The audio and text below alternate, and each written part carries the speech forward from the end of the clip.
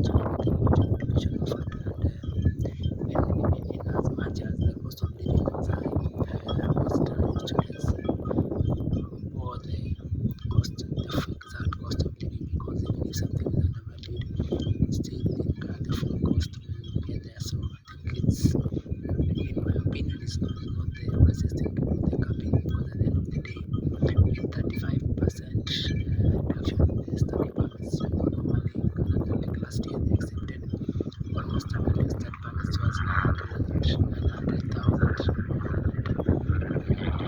So that so permits that are expected to be issued this year to be reduced by 35%. The target is 500 by the year 2026. I think also in the same light there was so many differences. I think if you look at the rate of the refusals for African countries, I think I would say it's almost 90. So now if you are using capping, that the refusal rate percentage will even go higher. But for the white countries where predominantly inhabited by the whites, they won't be affected so much, because in my opinion, I think the refusal rate was mostly 20% at the most. So it's a bit high, a bit 30. So most of the argue the reason for refusal is normally because of not proving that you return to your country. So I think the bigger debate from the personally I would have is, suppose you are having your entire family back at your country. Does it mean that you don't have ties outside Canada? That's something debatable. I think it's something that should be very specific on why they are refusing. Because you could have your entire family back in your country, you have property there, but they don't see the value of you coming back. So like you are packing your things and going and leaving your family behind. That's just my opinion though.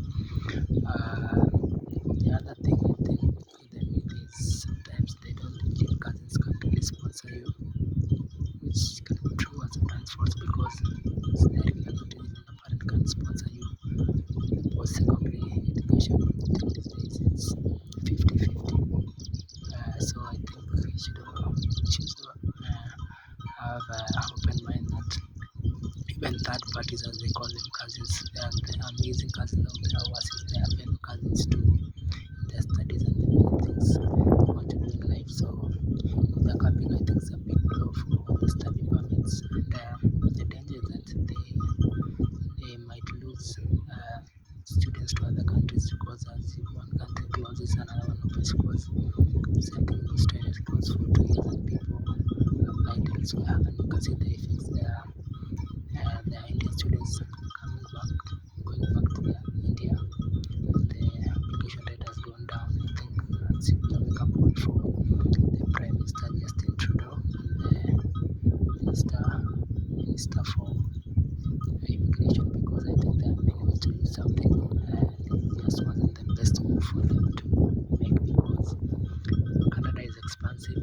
They need these tons of students, workers to come and fill those gaps, and this is to accelerate the growth of the country. So when you do the capping, it can seem to solve maybe the problem, but even if it is capped at, let's say, capped at 10% or 20, 30, that doesn't mean houses for that country. The government just has to have the initiative of building houses, and giving permits that they are able to give, not just mine, because damage that can be done in 2 years is big. So I think something they should reconsider. But that being said, still not to apply, because everybody has his own luck and chance in life. So let's not lose hope, because that's the fact that people are refused, that means that you'll be refused. So do your application properly, know what is required, and you know what you are supposed to put in your application. For those who require maybe advice on their study permits, feel free to comment on my channel, and maybe I'll reach out to you and you can see the best way you can approach an issue. So because I have experience of being denied a study permit, but that doesn't mean that I can't, and I don't have an idea of what is really expected. I don't I don't charge for advice because I feel sometimes it's good to be helpful without expecting to get financial benefit from something, because knowledge is free and it's calls upon us to offer it free. So please feel free to reach out to me. I still urge you to please like, subscribe, and comment, for the YouTube channel is more on the content of study permits across the various developed countries, the culture of these places, including Kenya. So you see, my content will cover mostly these developed countries, Kenya, anything that I feel is of concern to you guys. So thank you for the love and support. The Tito channel is now at 38 subscribers. We have a long way, but I know we can do it in this upcoming year. That is the 1,000 threshold and even beyond that. The Titus channel is a sister channel, and that is mainly support to educate on English, because English is a medium of communication that has become very vital for us to interact with people, since we are society that we are in constant communication with each other. So look up on Titus channel. Offers more about English, everything English from the basic structure. And those words that you find so confusing, but they are very simple, because normally we use big jargons like in law, they are big jargons, but I'm sure if you know the meaning of those jargons, it's very simple words.